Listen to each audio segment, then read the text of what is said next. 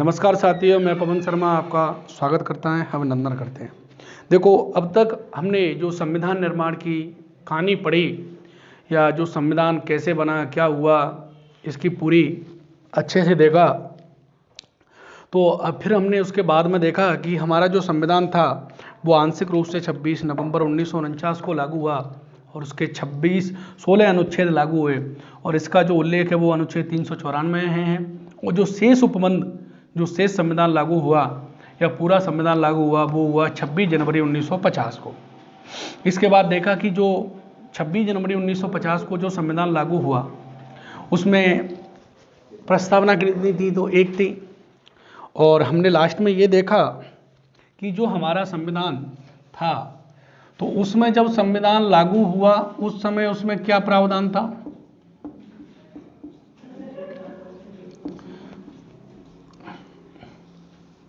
यानी हमने देखा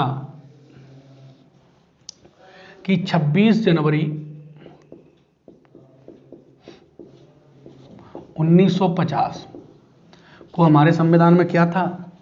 वर्तमान में या हम कहें आज 24 दिसंबर 2020 को या हम कहें वर्तमान जो प्रेजेंट में संविधान की क्या कंडीशन है या 24 दिसंबर 2020 को संविधान में क्या है। तो इसको हमने देखा कि जो मूल संविधान था उसमें प्रस्तावना कितनी थी, तो जो प्रस्तावना थी वो कितनी थी, एक। हमने देखा कि अनुसूचियां कितनी थी, अनुसूचियां थी 8। कितनी थी, 8। हमने देखा इसमें अनुच्छेद कितने थे, जो अनुच्छेद थे वो थे 395। और हमने देखा इसमें जो संविधान में पाठ या कितने भागों में बांटा गया था वो था 22। या हम देखें आज वर्तमान में संविधान में क्या कंडीशन है, तो देखो प्रस्तावना कितनी है। तो अगर प्रस्तावना की बात करें तो प्रस्तावना की संख्या है एक ही, प्रस्तावना तो एक ही रहेगी। अगर बात करें अनुसूचियां कितनी हैं तो अनुसूचियां कितनी है, 12। 8 से बढ़कर 12 होगी इनकी संख्या। और ये भी देखा कैसे कैसे कौन कौन सी कब कब बढ़ी, उनको देखेंगे आगे। और अगर अनुच्छेदों की बात करें, अनुच्छेद कितने हैं, तो हमने देखा कि मूल जो अनुच्छेद हैं वो तो 395 ही है, परंतु गणना की दृष्टि से देखा जाए तो इनकी संख्या होती है 448 के लगभग एवं। फिर हमने देखा कि इसमें भाग कितने हैं संविधान में, पाठ। तो हमने देखा कि मूल जो पाठ थे, भाग थे, वो तो कितने थे, 22। और गणना की दृष्टि से देखें तो इनकी संख्या है 26। इस तरीके से हम लास्ट क्लास में पढ़े थे और उसको देख रहे थे। तो यानी मूल संविधान में जो संविधान में कितनी प्रस्तावना थी, एक। और आज कितनी है, एक। अनुसूचियां कितनी थी, 8। और आज इनकी संख्या कितनी है, 12। अनुच्छेद कितने थे, 3 से 95। और मूल अनुच्छेद तो 3 से 95 ही हैं और गणना की दृष्टि से कितने हैं, 448। हमने देखा कि जो मूल संविधान में भागों की संख्या कितनी थी, 22। और आज मूल जो पाठ है वो तो 22 ही हैं, परंतु गणना की दृष्टि से कितने हैं, 26। इस तरीके से हमने लास्ट क्लास में देखा था। अब देखो जो हमारा टॉपिक शुरू होता है वो टॉपिक शुरू होता है। अब हम सबसे पहले क्या पढ़ेंगे, संविधान में क्या है, प्रस्तावना है। तो सबसे पहले हम पढ़ेंगे प्रस्तावना, उसके बाद पढ़ेंगे अनुसूचियां, फिर भाग 1 और उसमें अनुच्छेद आते जाएंगे, सबको पढ़ेंगे। तो अब हमारा नया जो टॉपिक बनता है वो बनता है प्रस्तावना। क्या है प्रस्तावना,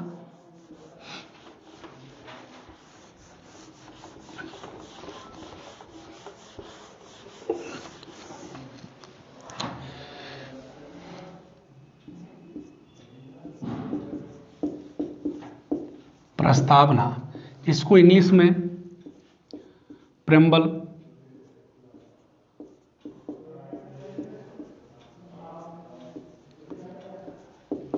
कहते हैं, PREAMBLA।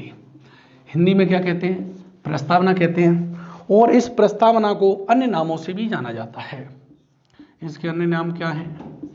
अन्य नामों से प्रस्तावना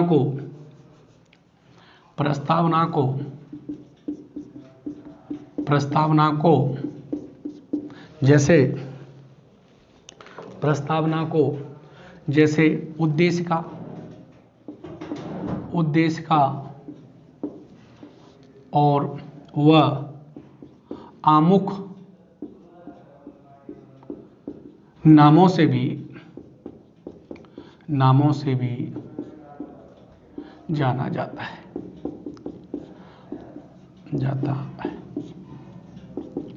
प्रस्तावना को, यानी प्रस्तावना है, उसे इंग्लिश में क्या कहते हैं? Preamble, PREMBL। और इसको उद्देश्य का भी कहते हैं। क्या कहते हैं? प्रस्तावना को क्या कहते हैं? उद्देश्य का के नाम से भी जाना जाता है। इसको किस नाम से जाना जाता है? उद्देश्य का के नाम से भी जाना जाता है। उद्देश्य का के नाम से भी जाना जाता है। अगर हम इसको बात करें, इसको आमुख भी कहते हैं। क्या कहते हैं? प्रस्तावना को आमुख के नाम से भी जाना जाता है। किसके नाम से जाना जाता है? आमुख के नाम से भी जाना जाता है। देखो, प्रस्तावना होती क्या है? जैसे जो भी देश हैं जिनका लिखित संविधान है, उनके संविधान में सभी में क्या है? प्रस्तावना है। तो प्रस्तावना होती क्या है? जैसे हम जो भी निबंध लिखते थे 11th 12th में, या UPSC RPSC जो मेंस एग्जाम होता है, उसमें क्या लिखते हैं? निबंध लिखते हैं। तो उस निबंध से पहले एक भूमिका बनाते हैं। क्या बनाते हैं? भूमिका बनाते हैं। उसे हम प्रस्तावना कहते हैं। क्या कहते हैं? प्रस्तावना। तो उस भूमिका के अंदर हम 4-5 जो भी पॉइंट बनते हैं वो पॉइंट बनाते हैं, और बाद में उन्हीं पॉइंटों की व्याख्या करते हैं। उन्हीं पॉइंटों की हम व्याख्या करते हैं बाकी के जो निबंध लिखते हैं। तो प्रस्तावना क्या हुई? यानी जो निबंध लिख रहे हैं उसका उस प्रस्तावना में सार है, उसके उद्देश्य हैं, उसका महत्व है, उसके लक्ष्य है। यानी जो प्रस्तावना है, तो जैसे हमारी जो संविधान की प्रस्तावना है, तो इस संविधान की प्रस्तावना में संविधान के क्या हैं? उद्देश्य हैं, मूल्य हैं, आदर्श हैं। भारत कैसा होगा उसकी प्रकृति है। जैसे भारत संपूर्ण प्रभुत्व संपन्न होगा या संपूर्ण प्रभुत्व संपन्न नहीं होगा, लोकतंत्र होगा या राज्यतंत्र होगा, गणतंत्र होगा या राजशाही होगा। इस तरह की जो संविधान है उसका निचोड़ होता है, सार होता है किसमें? प्रस्तावना। यानी हम कह सकते हैं प्रस्तावना में हम कह सकते हैं कि प्रस्तावना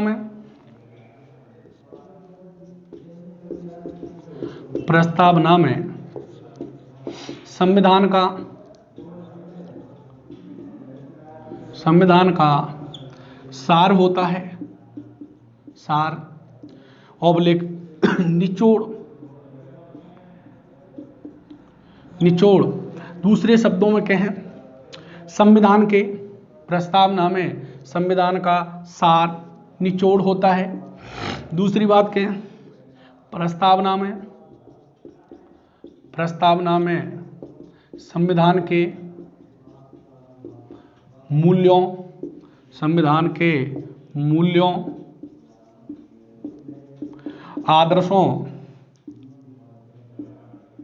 आदर्शों और उनके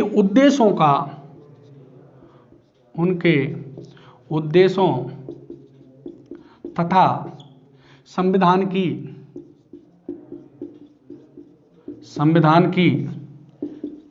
प्रकृति होती है। संविधान की प्रकृति होती है, यानी हमारे संविधान की प्रकृति कैसी है?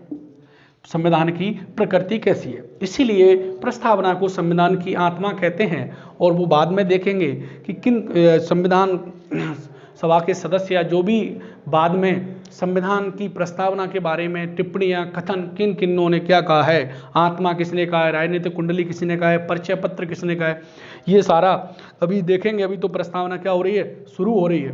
तो अभी देखते हैं कि जो प्रस्तावना होती है, क्या होती है?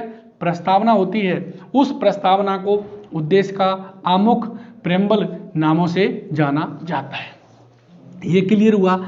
हमने देखा कि प्रस्तावना में, किसमें? प्रस्तावना में संविधान का क्या होता है, सार होता है, निष्कर्ष होते हैं, निचोड़ होता है।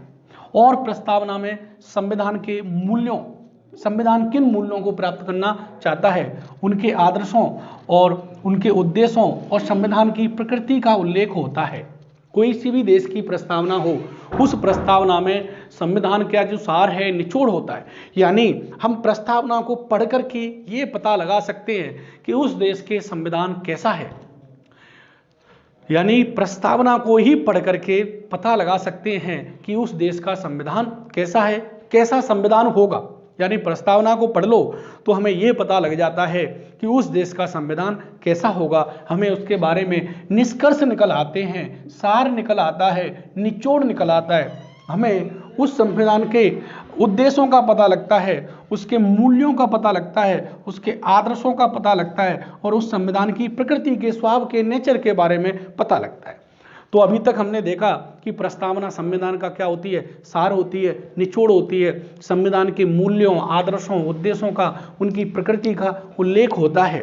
यानी संविधान के अनुसार उस देश की प्रकृति कैसे, वो भारत लोकतंत्र होगा या राजतंत्र होगा, गणतंत्र होगा या राजशाही होगा, वो एकात्मक होगा या संघात्मक होगा, वहाँ के लोगों के क्या अधिकार हैं, क्या शक्तियाँ हैं, कि क्या उनको न्याय मिलेगा या नहीं मिलेगा, क्या उनकी स्वतंत्रता होंगी, क्या क्या न्याय होंगे, क्या समानता होंगी, क्या बंधुता होंगी। इन सब बातों का उल्लेख जिसमें होता है उसे क्या कहते हैं, प्रस्तावना कहते हैं। तो भारतीय संविधान की जो कोई भी देश की प्रस्तावना हो, उस प्रस्तावना में उस देश के संविधान का सार, निचोड़, निष्कर्ष, मूल्य, आदर्शों, उद्देश्यों और उसकी प्रकृति के बारे में पता लगता है। उसे क्या कहते हैं, प्रस्तावना कहते हैं।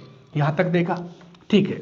आगे हम चर्चा करते हैं कि अगर देखो हम बात करें तो विश्व में सबसे पहले जो प्रस्तावना को शामिल किया गया था, तो सबसे पहले अमेरिकी संविधान में शामिल किया गया था।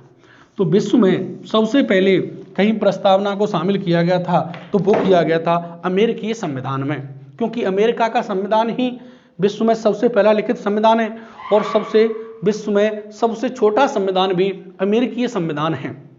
तो हम कह सकते हैं कि विश्व में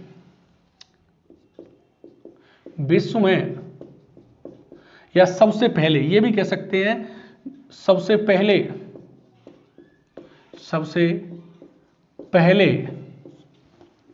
अमेरिकी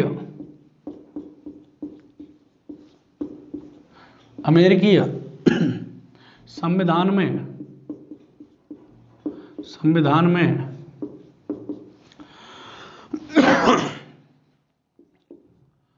प्रस्तावना को, सबसे पहले अमेरिकी संविधान में प्रस्तावना को शामिल किया गया था। और हम कह सकते हैं कि विश्व का, यानी सबसे पहले किस देश के संविधान में प्रस्तावना को शामिल किया गया था, तो उस देश का नाम था अमेरिका। अमेरिका में क्यों? क्योंकि विश्व में ये देख लेते हैं यहां पर भी, विश्व में पहला लिखित संविधान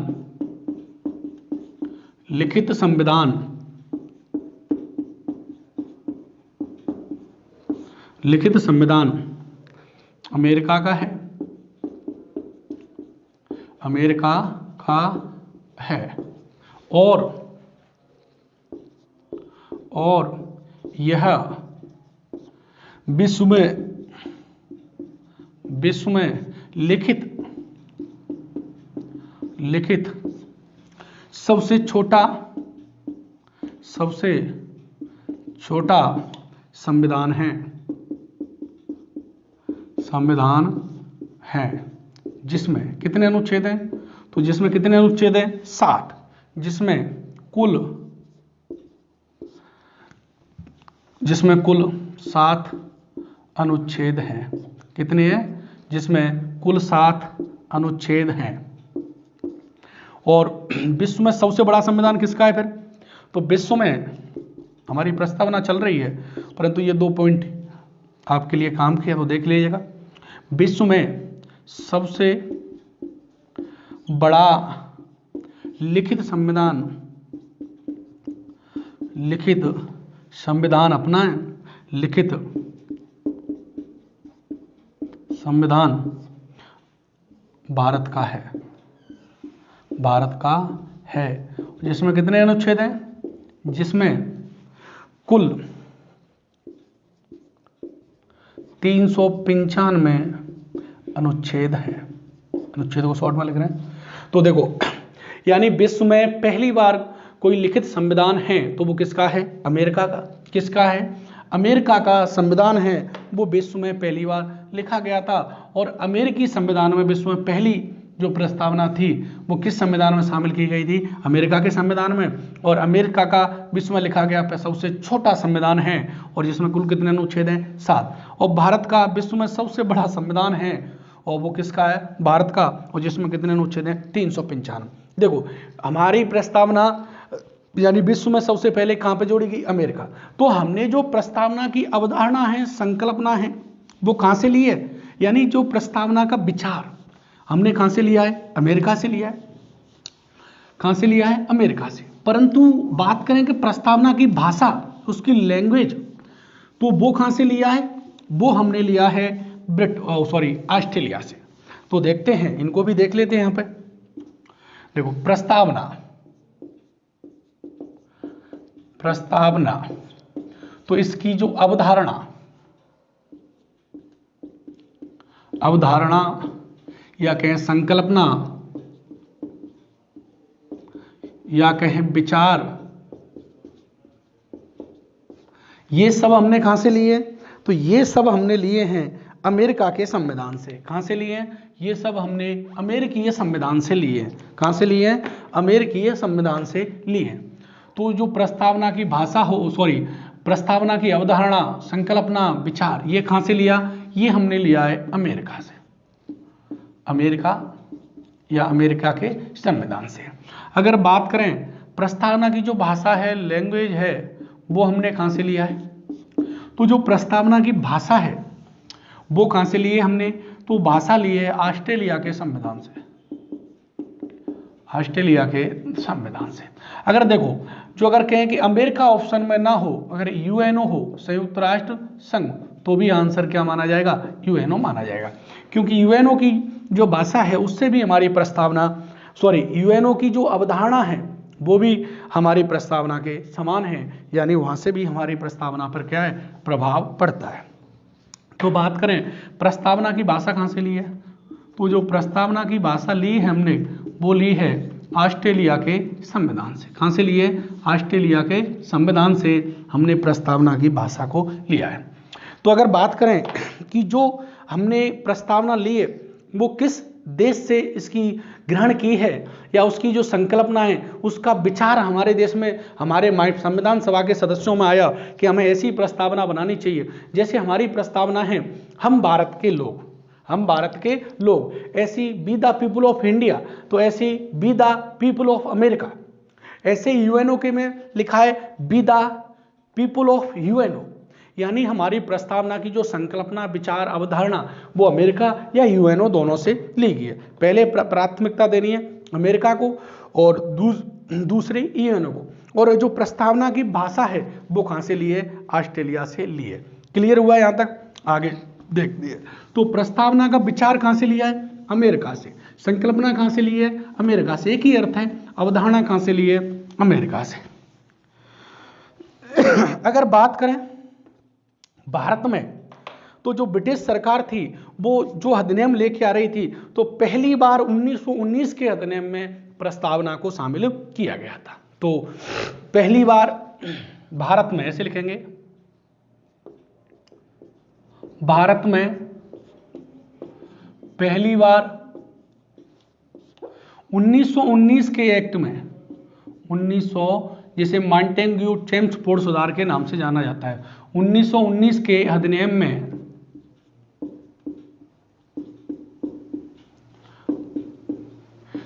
में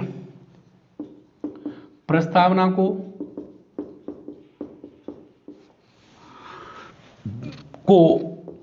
जोड़ा गया था, जोड़ा गया था। यानी हम भारत के इतिहास में बात करें तो पहली बार प्रस्तावना किस अधिनियम में शामिल की गई थी, तो वो अधिनियम था 1919 का भारत शासन अधिनियम। इसमें पहली बार प्रस्तावना को शामिल किया गया। परंतु बात करें कि जो 1919 का अधिनियम था, सॉरी 1935 का, 1935 के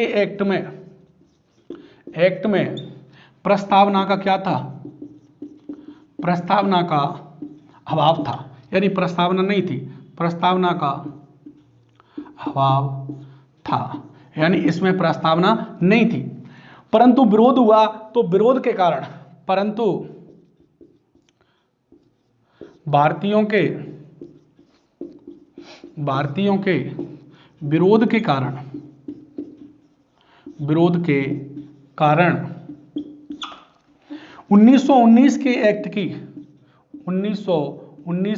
एक्ट की या अधिनियम की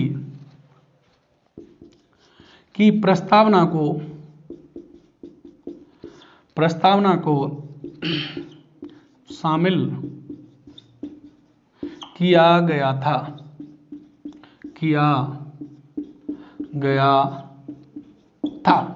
यानी हम कह सकते हैं कि जो भारत शासन अधिनियम 1919 था, इसमें पहली बार प्रस्तावना को शामिल किया गया था और इसके द्वारा प्रस्तावना पहली बार शामिल की गई थी। और 1919 का जो अधिनियम था, इसमें प्रस्तावना का क्या था, अभाव था, यानी प्रस्तावना नहीं थी।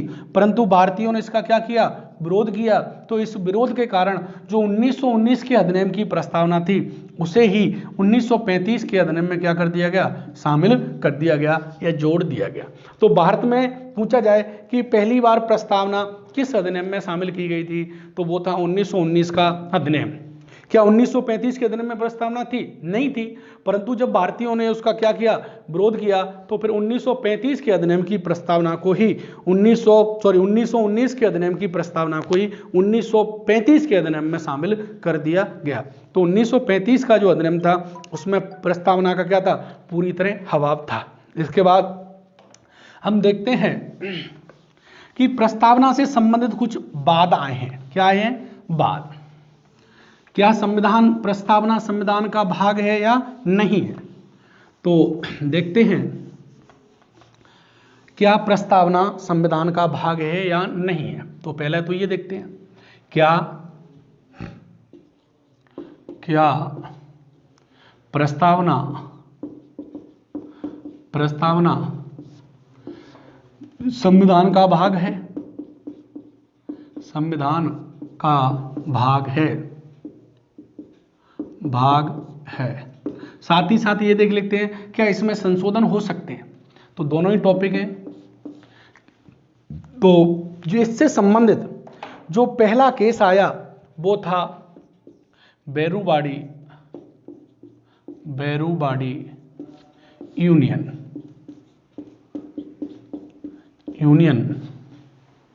बाद 1960। देखो, बेरूबाड़ी एक जगह का नाम है, एक स्थान का नाम है। किसका नाम है? जगह का, स्थान का नाम है। ये क्या थी, इसका पूरा मैं मामला बता देता हूं। देखो, क्या था कि बेरूबाड़ी एक स्थान था जो अभी वर्तमान में कहां पर है? बांग्लादेश में। किसमें? बांग्लादेश में। वर्तमान में तो ये कहां है? बांग्लादेश में। और पहले किसमें था? पाकिस्तान में। किसमें था? पाक में। क्योंकि पहले बार जो बांग्लादेश था, पहले किसका हिस्सा था? पाकिस्तान का ही हिस्सा था।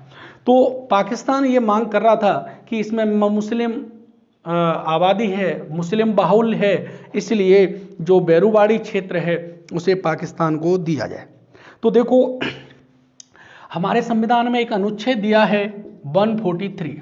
इसमें कहा गया है कि राष्ट्रपति, कौन? राष्ट्रपति सुप्रीम कोर्ट से क्या ले सकता है? परामर्श ले सकता है। क्या ले सकता है? परामर्श। अब बात आती है कि राष्ट्रपति किस अनुच्छेद के तहत ले सकता है? 143 के तहत। और सुप्रीम कोर्ट को 143 के तहत राष्ट्रपति को परामर्श देने की क्या है? शक्ति प्राप्त है। तो देखो, राष्ट्रपति सुप्रीम कोर्ट के परामर्श को मानने के लिए बाध्य नहीं है। पहली बात तो ये क्लियर हो जाए। दूसरी बात ये आती है, ज्यादातर बुकों में लिखा है कि सुप्रीम कोर्ट परामर्श देने के लिए बाध्य नहीं है, यानी सुप्रीम कोर्ट परामर्श देने के लिए क्या नहीं है, बाध्य नहीं है। यह बात पूरी तरह गलत है।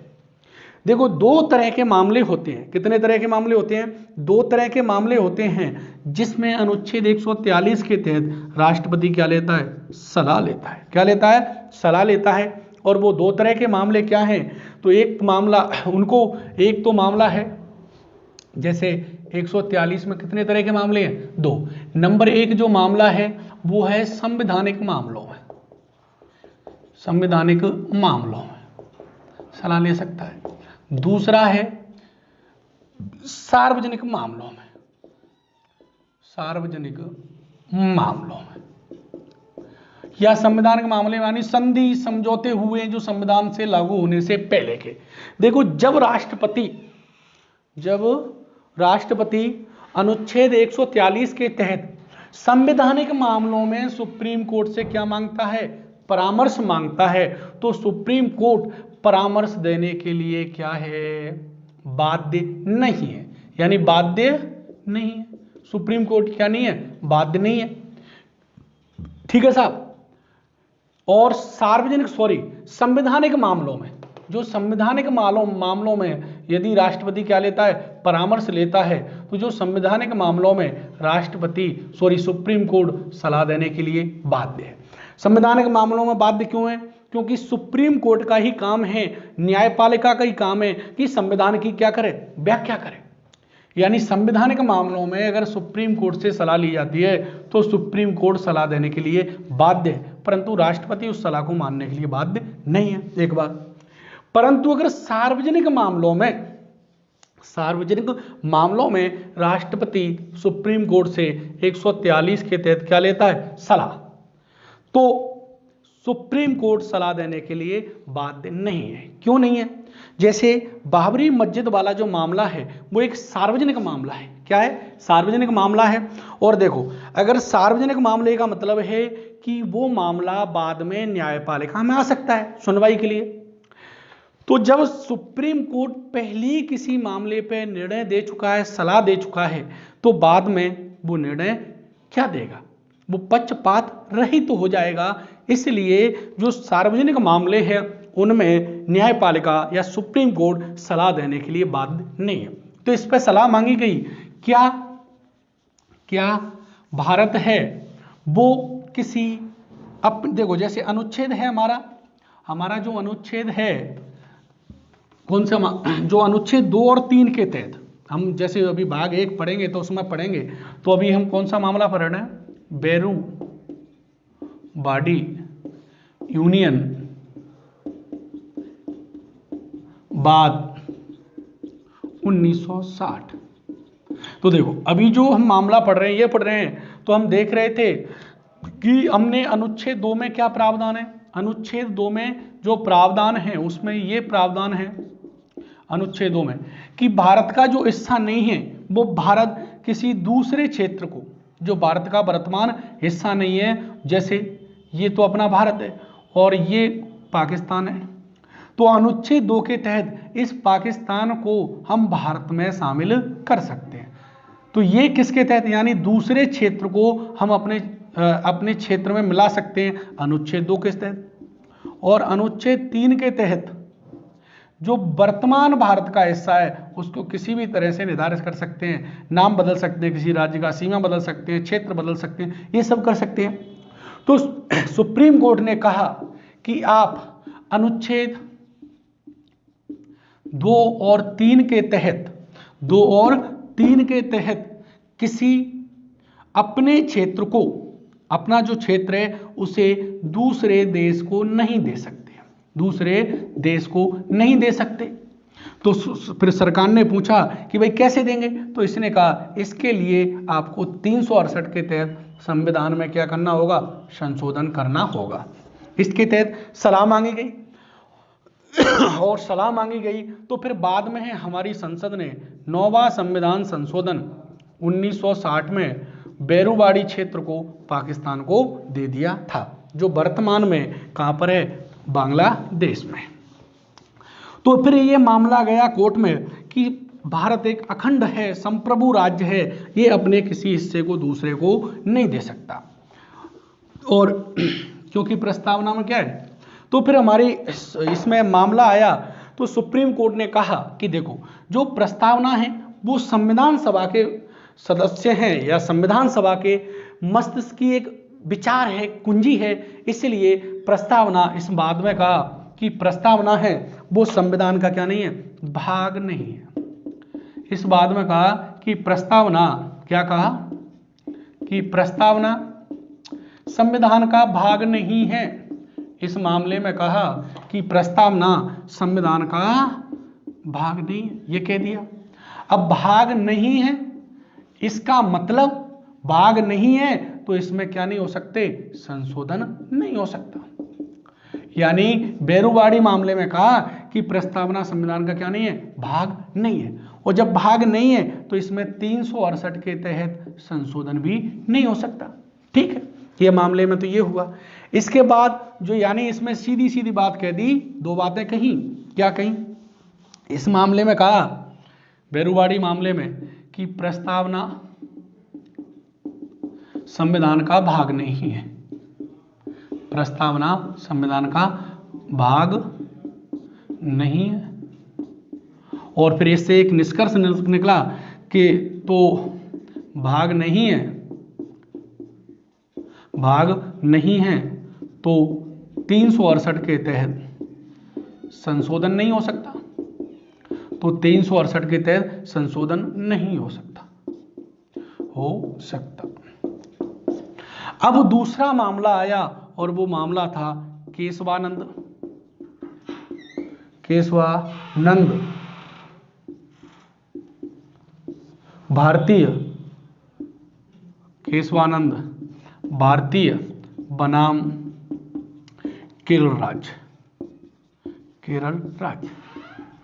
ये मामले की डेट भी याद रखनी है, ये था 24 अप्रैल 1973 का, 1973 का मामला है। कौन सा मामला है, केशवानंद भारतीय बनाम केरल राज्य, 24 अप्रैल 1973 का। इस मामले में ये भी ध्यान देने की बात है, इस मामले में सुप्रीम कोर्ट की अब तक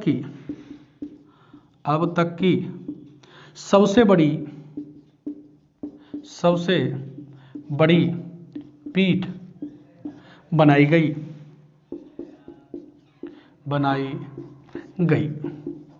जिसमें 13 न्यायाधीश थे। कितने न्यायाधीश थे, 13 न्यायाधीश थे। देखो अब तक जैसे क्या होता है कि सुप्रीम कोर्ट मामलों की सुनवाई के लिए संविधान की व्याख्या करने के लिए पीठ का गठन करता है, जैसे संवैधानिक पीठ कहते हैं। देखो संवैधानिक पीठ उसे कहते हैं जिसमें कम से कम कितने न्यायाधीश हों, 5 न्यायाधीश हों, जिसमें कम से कम 5 न्यायाधीश होने चाहिए। अगर 5 से कम न्यायाधीश हैं तो उसे संवैधानिक पीठ नहीं कहेंगे। क्या नहीं कहेंगे, संवैधानिक पीठ। तो संवैधानिक पीठ उसे ही कहेंगे जिसमें कम से कम कितने होने चाहिए, 5। और अब तक भारतीय इतिहास में कितने न्यायाधीशों की पीठ बनाई गई है, तो वो 13 न्यायाधीशों की पीठ बनाई गई है। कितने न्यायाधीशों की, 13। और वो कौन से मामले की सुनवाई करने के लिए, केशवानंद भारतीय बनाम केरल राज्य के मामले की सुनवाई के लिए बनाई गई। और देखा जाए तो ये पीठ होती हैं वो हमेशा विषम संख्या में होती है। कितनी में होंगी, विषम में। देखो या तो एक ही न्यायाधीश होगा तो जो अपना पक्ष विपक्ष सुना से देगा, इसे एकल पीठ कहते हैं, या वो 3 की होगी या 5 की या 7 की। क्योंकि अगर जैसे मान के चलो 6 की है तो इसके 3 पक्ष में और 3 विपक्ष में हो गए, तो ये तो मामला सलटा ही नहीं। तो इसलिए हमेशा ये कैसे होंगी, पक्ष विपक्ष में होंगी। जैसे मान के चलो 4 इसके पक्ष में और 2 खिलाफ में, तो ये मामला इसके पक्ष में चला जाएगा। और अगर इधर 2 और इधर 4, तो ये भी नहीं, मतलब ऐसे हो सकता है ना, जैसे 6 हैं तो ये 3-3 हो गया तो मामला सलटेगा नहीं। परंतु जब ये 7 होगी, कितनी होगी, तो 7, तो एक तरफ 4 एक तरफ 3, और ये ऐसे भी हो सकता है कि 3 इसके पक्ष में और 4 इसके खिलाफ। तो हमेशा विषम संख्या में ये स्पीड का निर्माण किया जाता है। अब देखो केशवानंद भारती मामले में जो निर्णय निकल के आया था वो देखते हैं।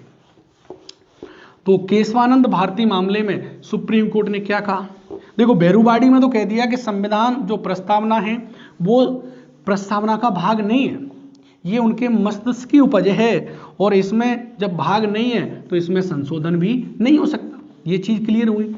जब प्रस्तावना क्या नहीं है, संविधान का भाग नहीं है, तो इसमें संशोधन नहीं हो सकता अनुच्छेद 368 के तहत। तो देखो केशवानंद भारती में क्या कहा, केशवानंद भारतीय बनाम केरल राज्य, केरल राज्य। और ये मामला कब का है, ये है 24 अप्रैल 1973, 24 अप्रैल 1973 का यह मामला है। कब का है, 24 अप्रैल 1973 का। इस मामले में सुप्रीम कोर्ट ने क्या निर्णय दिए, तो निर्णय क्या दिए, देखो पहला निर्णय दिया, यानी जो अपना बेरुवाड़ी मामला था जो निर्णय दिया उसको पूरी तरह पलट दिया। और ये सुप्रीम कोर्ट को अधिकार होता है कि वो अपने मामले को बदल सकता है, चेंज कर सकता है। इसे कहते हैं न्यायिक पुनरावलोकन अनुच्छेद 137 के तहत। तो इसमें जो पहला निर्णय दिया वो ये दिया कि प्रस्तावना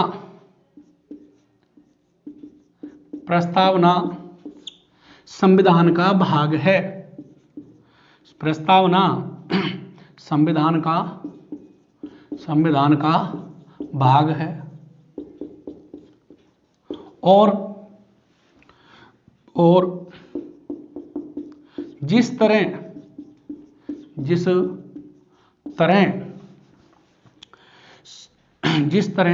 अनुच्छेद 368 के तहत संविधान में संशोधन होता है, संविधान में संशोधन होता है, उसी तरह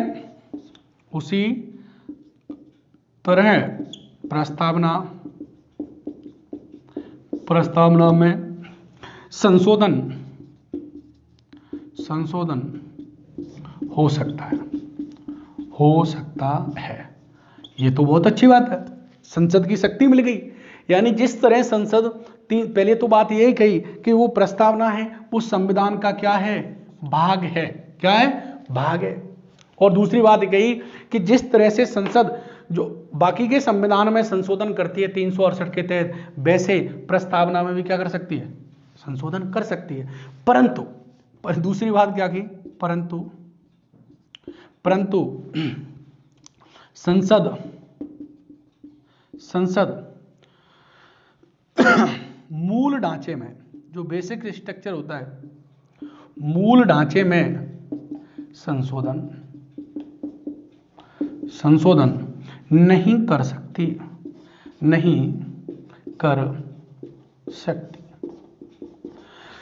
यानी जो संविधान का मूल ढांचा है, बेसिक स्ट्रक्चर है, उसमें संशोधन नहीं कर सकती। तो संसद ने कहा कि भाई ये मूल ढांचा क्या है, तो मूल ढांचे को सुप्रीम कोर्ट ने कहा कि जो मूल ढांचा है इसका निर्धारण कौन करेगी, इसका जो निर्धारण है मूल ढांचे का निर्धारण कौन करेगी, न्यायपालिका करेगी। कौन करेगी, न्यायपालिका करेगी।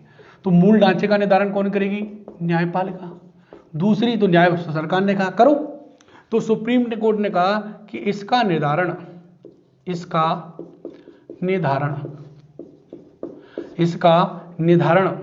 बाद दर बाद किया जाएगा। इसका मतलब हुआ कि जैसे जैसे हमारे पास मामले आते जाएंगे वैसे वैसे हम मूल ढांचे का निर्धारण करते जाएंगे। यानी केशवानंद भारती मामले में दो चीजें हुई कि एक तरफ तो कह दिया कि आप संशोधन कर सकते हो, करो, दूसरी तरफ कहा कि आप मूल ढांचा है, संविधान का बेसिक स्ट्रक्चर है, उसमें संशोधन नहीं कर सकते। जैसे मूल ढांचे का मतलब है, जैसे ये मकान है और ये मकान नीचे पिलरों पर बना हुआ है ये कमरा, तो इस कमरे में से दो कमरे बना सकते हो, इधर की जगह गेट इधर बना सकते हो। तो ये परिवर्तन तो कर सकते हो, परंतु जो इसके नीचे पिलर लगे हुए हैं अगर उसको ही हटा दोगे तो ये मकान गिर जाएगा जिस पर टिका हुआ है। मूल ढांचे का मतलब है जो संविधान जिन मूल्यों जिन आदर्शों पर टिका हुआ है उनको आप चेंज नहीं कर सकते। क्या नहीं कर सकते? चेंज नहीं कर सकते। जैसे लोकतंत्र है, क्या है? लोकतंत्र को आप समाप्त करके क्या बना दें? राजतंत्र बना दें। क्या बना दें? राजतंत्र। तो ये मूल ढांचा है, आप ऐसा नहीं कर सकते। दूसरा, जैसे भारत क्या है? गणराज्य है। क्या है? गणराज्य। गणराज्य का मतलब होता है कि देश का जो राष्ट्र प्रमुख होता है वो कैसा होगा? निर्वाचित होगा। यानी हमारा राष्ट्रपति कौन है? राष्ट्र प्रमुख है।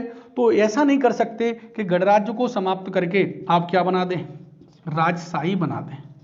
राजशाही का मतलब है कि राष्ट्रपति के लिए ऐसा नियम बना दे सरकार कि जो राष्ट्रपति का बेटा होगा उसका जो बेटा होगा वो क्या है? अगला राष्ट्रपति बनते जाएंगे। तो ये क्या हो जाएगा? फिर राजशाही हो जाएगा, राजतंत्र हो जाएगा। परंतु गणराज्य है कि भाई राष्ट्रपति का क्या होगा? एक निश्चित समय के लिए चुनाव होगा और उसे कहते हैं गणराज्य। तो ये होता है मूल ढांचा। और मूल ढांचे का निर्धारण कौन करेगी? न्यायपालिका करेगी। कब करेगी? तो कब करेगी? बाद दर करेगी। तो इस मामले में दो तीन चीजें निकल के आई। पहला कहा कि प्रस्तावना क्या है? संविधान का भाग है। दूसरा क्या कहा? दूसरा कहा कि जिस तरीके से 368 के तहत संसद संविधान के अन्य उपबंधों में संशोधन कर सकती है वैसे प्रस्तावना में कर सकती है।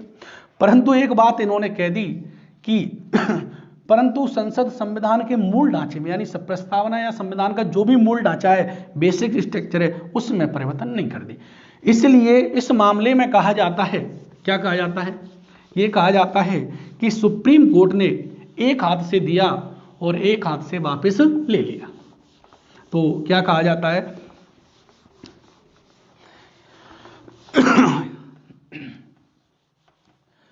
क्या कहा जाता है इसके बारे में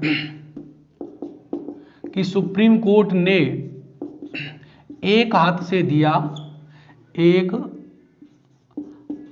हाथ से दिया और एक हाथ से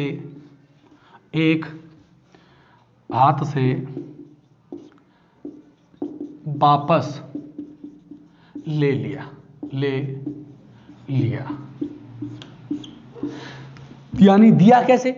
तो दिया तो ऐसे कहा कि प्रस्तावना संविधान का भाग है और आप इसमें क्या कर सकते हो? संशोधन कर सकते हो। क्या कर सकते हो? संशोधन कर सकते हो। दूसरी तरफ कह दिया वापस कैसे लिया? वापस ऐसे लिया, इसमें कहा कि जो संविधान का मूल ढांचा है उसमें आप परिवर्तन या संशोधन नहीं कर सकते। तो देखो अब यहां से दो चीजें निकल के आई कि क्या प्रस्तावना संसद की शक्तियों को सीमित करती है? क्या चीज निकली? क्या प्रस्तावना संसद की शक्ति को सीमित करती है? तो देखो हम कहेंगे कि प्रत्यक्ष रूप से तो सीमित नहीं कर सकती क्योंकि उस प्रस्तावना में संशोधन कर सकती है। अगर आपसे इंटरव्यू वगैरह में या मेंस में लिखने के लिए बोला जाता है कि प्रस्तावना क्या संसद की शक्ति को सीमित करती है, तो आप बोलोगे कि नहीं कर सकती क्योंकि प्रस्तावना में क्या कर सकते हैं? संशोधन कर सकते हैं। परंतु दूसरी तरफ क्या कहा कि मूल ढांचे में आप क्या नहीं कर सकते? परिवर्तन नहीं कर सकते। जब मूल ढांचे में जो परिवर्तन नहीं कर सकते तो कुछ शक्ति तो कैसी हो रही है? सीमित हो रही है। तो इसको नोट में लिखेंगे।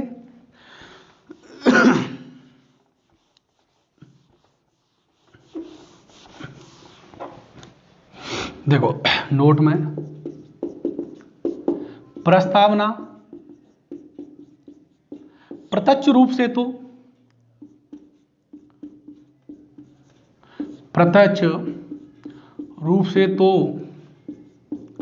संसद की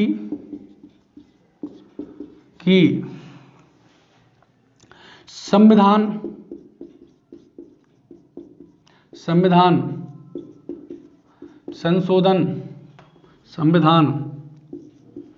संशोधन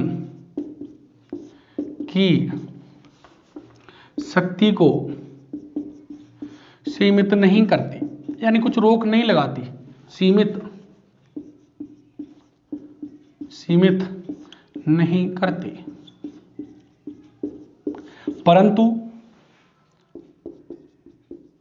परंतु अप्रत्यक्ष रूप से, परंतु अप्रत्यक्ष या देखा जाए, परंतु अप्रत्यक्ष रूप से संसद प्रस्तावना के मूल ढांचे में परिवर्तन नहीं कर सकती। इसी कारण कुछ हद तक